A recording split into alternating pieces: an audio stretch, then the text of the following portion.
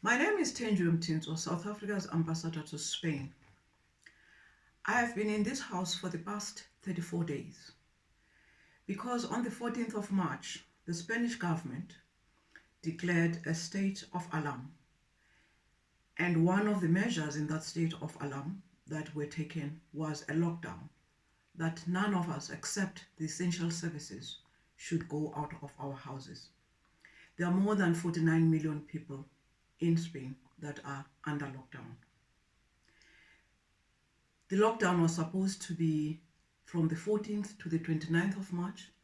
Then it was extended before the 29th, it was extended to the 11th of April. Now it has been extended to the 26th of April. None of us know if it will indeed be lifted on the 26th of April. It depends mainly on what we do as people that are living in Spain and some of the measures that the government has already taken. On the 14th of March, 34 days ago, when the state of alarm was declared and the lockdown was started, it was reported that 5,750 people were infected. And it was reported that 136 had passed on. But today, 34 days later, 184,849 are reported to have been infected. 19,478 have died. 19,478 have died because of coronavirus. 7,320 are intensive care. May those who have passed on live in eternal peace. Since 34 days ago, 800 people were said, the average of deaths was said to be 800 per day. But since then, since few days ago, 551 per day are said, or today it has been said that an average is 551 per day.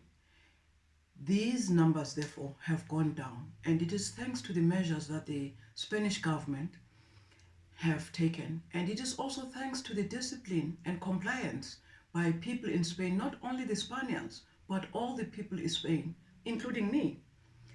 One day I tried walking just outside my yard, and I was stopped by the police. I told them that I was an ambassador, and they said, coronavirus knows no ambassador, and the lockdown knows no ambassador. Go back to your house. I've never been out since. That was 4 days after the lockdown. The measures have helped, especially the lockdown. In the embassy, we lost a consular clerk, a very lovely young person. 10 days before her death, we had been sitting in a meeting discussing the lockdown. She showed no signs of even a flu. 3 days before her death, apparently, she showed signs of the virus. But unfortunately, she could not be taken to hospital because the hospitals were full. And at that time, it was felt that she was not yet critical. Of course, she died 3 days later. Her daughter could not attend her funeral, her cremation. She is locked down in another city. Her husband, in whose hands she died, could not attend her cremation because he already is in isolation. We, her colleagues, could not attend her cremation because of the coronavirus that had already taken her life. How painful and how sad when you cannot even bid farewell to your loved ones. Another Spanish employee working at the building where our embassy is reported to have died yesterday. The only thing that we do in Spain in the face of this horror is to be disciplined, is to comply, is to pray.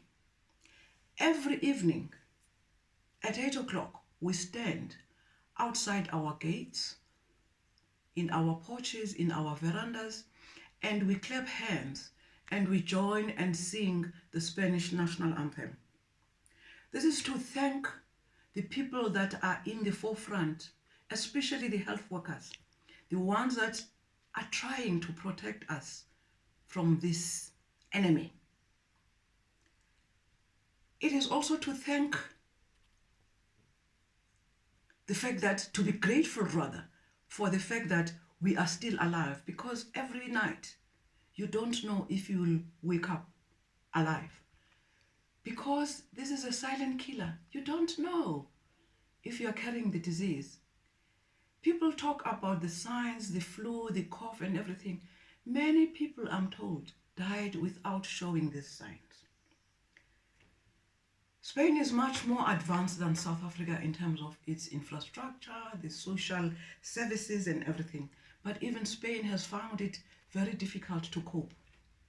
Madrid had to convert its huge exposition center that successfully hosted more than 25,000 people in a COP25 conference in November. Madrid rather, has had to convert this into a huge hospital. Madrid has had to convert its beautiful ice rink to a huge mortuary, but even that has not been enough. But as said, things are improving because the average now is 500 deaths instead of 800 deaths per day. And it is thanks to the measures, and particularly the lockdown, the staying at home. I, as a human being, am afraid, and very afraid. Not only for my family, not only for my loved ones, but for my country. Coronavirus is a silent, horrible, ruthless, invisible killer of the worst kind. It knows no race, it knows no class, no gender, no age, no locality, no country, no wealth, no poverty. Ibhuqa zonke, shaya konke, kuyalinganwa in front of coronavirus. You cannot escape it. You don't know if the person next to you is carrying it. So all of us, irrespective of where we are, faced with this faceless killer. We cannot see it, we cannot attack it.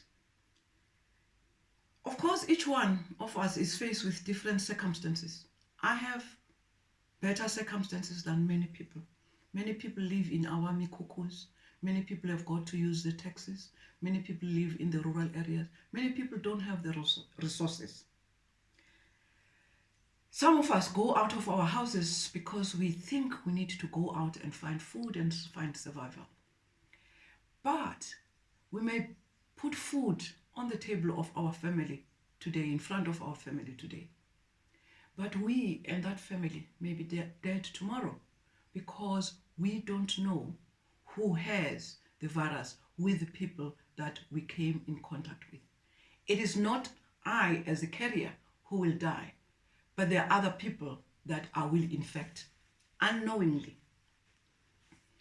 Our only defense against this killer is to be disciplined and is to comply to the best of our ability.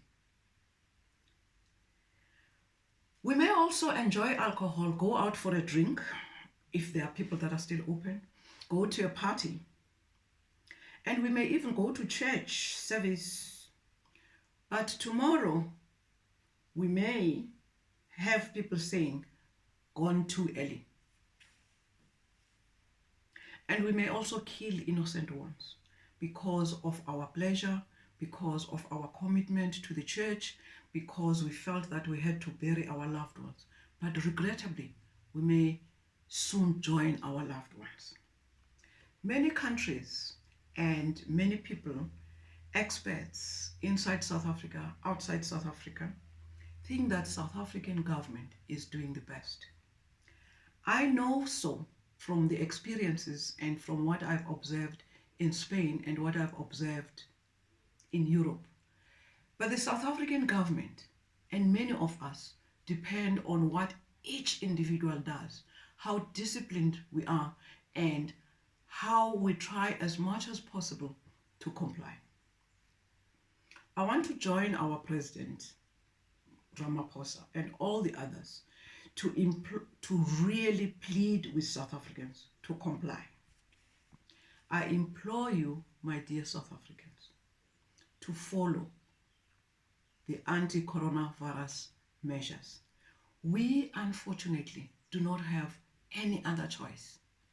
The alternative is just too ghastly to contemplate. Complete or partial annihilation of our people.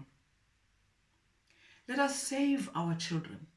Let us save our people. Let us save our country by complying. Let us do our best. It is possible to defeat this faceless enemy if we are united, if we comply, if we are disciplined. I beg you, fellow South Africans. Thank you.